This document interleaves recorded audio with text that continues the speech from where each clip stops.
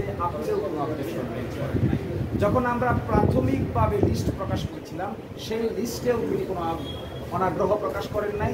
চূড়ান্ত লিস্ট যখন প্রকাশ করেছি সেখানেও তিনি আনুষ্ঠানিকভাবে ঢাকা বিশ্ববিদ্যালয় কর্তৃপক্ষের সামনে কোনো কথাই বলেন নাই। এই সমস্ত যুক্তিতর্ক গ্রহণ করেছেন মাননীয় আপিল বিভাগ, গ্রহণ করে হাইকোর্ট বিভাগ যে ডাকসু নির্বাচনের উপর স্থগিতাদেশ দিয়েছিলেন এটি অনারেবল জাজ ইন চেম্বার স্টে করে দিয়েছিলেন।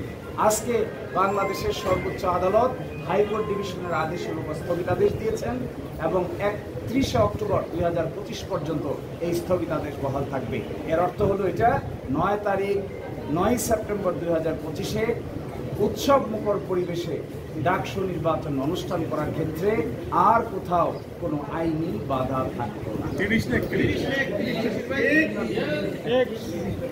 এই জন্য আমরা সংশ্লিষ্ট সকলকেই বিশ্ববিদ্যালয়ের পক্ষ থেকে আমরা ধন্যবাদ জানাই যেন নির্বাচন আয়োজন করার ক্ষেত্রে সাংবাদিক সহ সংশ্লিষ্ট সকল মহল, প্রার্থী যে যেখান থেকে প্রার্থী হন না কেন সকলেই আমাদেরকে সহযোগিতা করবেন যেন বাংলাদেশের সামনে একটা গ্রহণযোগ্য নির্বাচন আমরা উপহার দিতে পারি। আমরা এই জন্য বলেছিলাম এটা কারণ ঢাকা বিশ্ববিদ্যালয়ের কাছে তো এই প্রশ্ন উত্থাপন করা হয়নি। ঢাকা বিশ্ববিদ্যালয়ে প্রাথমিক বাছাই করেছে 21 তারিখ, ফাইনাল বাছাই করেছে 26 তারিখ, আর রিপিটিশন দায়ের করা হয়েছে 28 তারিখ।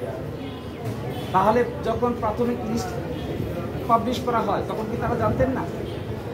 যখন 26 তারিখ পূর্ণাঙ্গ লিস্ট প্রকাশ করা হয়, চূড়ান্ত লিস্ট, তখন কি তারা জানতেন না? তাহলে 28 তারিখ রিপিটিশন করেছেন। এটিকেই আইনের ভাষায় বলে মেলাফাইড ইন্টারেস্ট।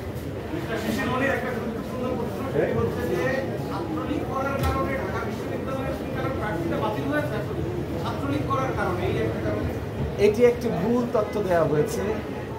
অনলি বিকজ এই কারণে কাউকে আমরা প্রার্থিতা বাতিল করি নাই। আমাদের কাছে যে সমস্ত তথ্য প্রমাণ এসেছিল কমপ্লেন, এই কমপ্লেনটার জন্য আমরা একটা ইনকোয়ারি কমিটি করি।